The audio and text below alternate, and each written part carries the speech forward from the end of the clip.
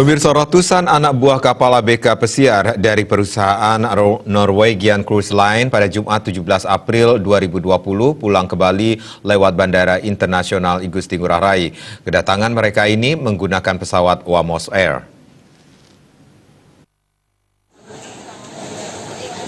Kepala Otoritas Bandara Otban Wilayah 4, Elvi Amir menyampaikan ratusan ABK kapal pesiar Norwegian Cruise Line tiba sekitar pukul 9:08 WITA. Jumlah yang datang sebanyak 284 orang. Ia mengatakan sesuai protap, ratusan nakar migran ini diharuskan mengikuti pemeriksaan thermoscanner, kemudian melakukan pendataan penumpang dan menyerahkan health alert card serta wawancara. Mereka juga menjalani rapid test dari Satgas COVID-19 Provinsi Bali. Sehari sebelumnya terdapat puluhan nakar migran yang pulang. Total ada 51 orang. Mereka tiba di bandara pada pukul 17 WITA menggunakan Qatar Airways. Rutenya Doha Denpasar. Namun asal nakar migran yang menggunakan pesawat itu berasal dari sejumlah negara di benua Eropa dan Amerika. Nakar migran yang tiba di Bali itu yakni 2 dari AS, 32 dari Inggris, 13 dari Jerman, dan 4 dari Qatar. Seluruh nakar migran ini sesuai protap melewati screening COVID-19.